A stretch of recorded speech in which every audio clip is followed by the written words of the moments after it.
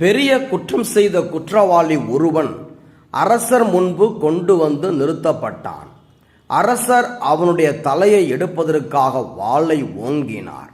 அப்போது குற்றவாளி அரசரிடம், எனக்கு தாகமாக இருக்கின்றது என்றான். உடனே அரசர் தன்னுடைய பணியாளரிடம், ஒரு குவளையில் தண்ணீர் கொண்டு வா என்று கட்டளையிட்டார். பணியாளரும் ஒரு குவளையில் தண்ணீர் கொண்டு வந்து குற்றவாளியிடம் கொடுத்தார். இதையடுத்து குற்றவாளி தண்ணீரை பருகுவதற்காக குவளையை வாயருகே கொண்டு சென்றான். அவனால் தண்ணீரை பருக முடியவில்லை. ஏனெனில் தண்ணீரை பருக முடியாத அளவுக்கு அவனுடைய கை சாவை பற்றிய அச்சத்தில் நடுங்கியது.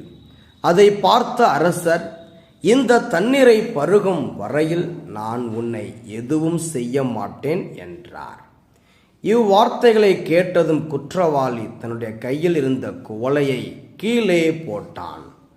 பின்னர் அவன் அரசரிடம், இந்த தண்ணீரை பருகும் வரையில் நீங்கள் என்னை எதுவும் செய்ய மாட்டேன் என்று சொன்னீர்களே, இப்போது இந்த தண்ணீர் முழுவதும் நான் பருக முடியாதவாறு கீழே சிந்திவிட்டது. அப்படியானால் நீங்கள் என்னை எதுவும் செய்யக்கூடாது தானே என்றான்.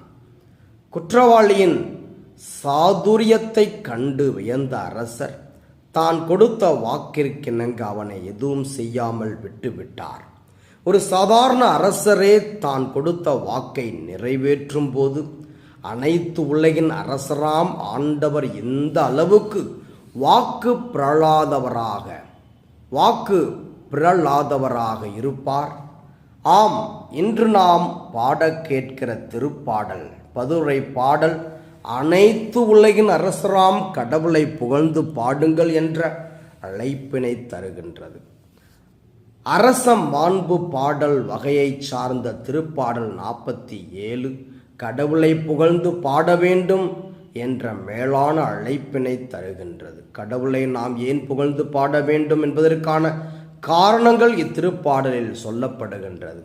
முதலாவது, அவர் பெரிதும் அஞ்சுதற்கு உரியவர். இரண்டாவதாக, அவர் உலகனைத்தையும் ஆளும் மாவேந்தர். இத்தனைய காரணங்கள் நாம் கடவுளை புகழ்ந்து பாட வேண்டும் என்கிறார் திருப்பாடல் ஆசிரியர். எக்காலம் முழங்கிடவே உயரே ஏறுகிறார் ஆண்டவர் என்கிற வார்த்தைகள் இத்திருப்பாடலில் இடம்பெறுவதால் இது ஆண்டவர் இயேசுவின் விண்ணேற்பு பெருவிழாவின் போது பாடப்படும் பாடலாகும். அனைத்து உலகின் அரசராம் ஆண்டவர் வாக்கு மாறாதவராய்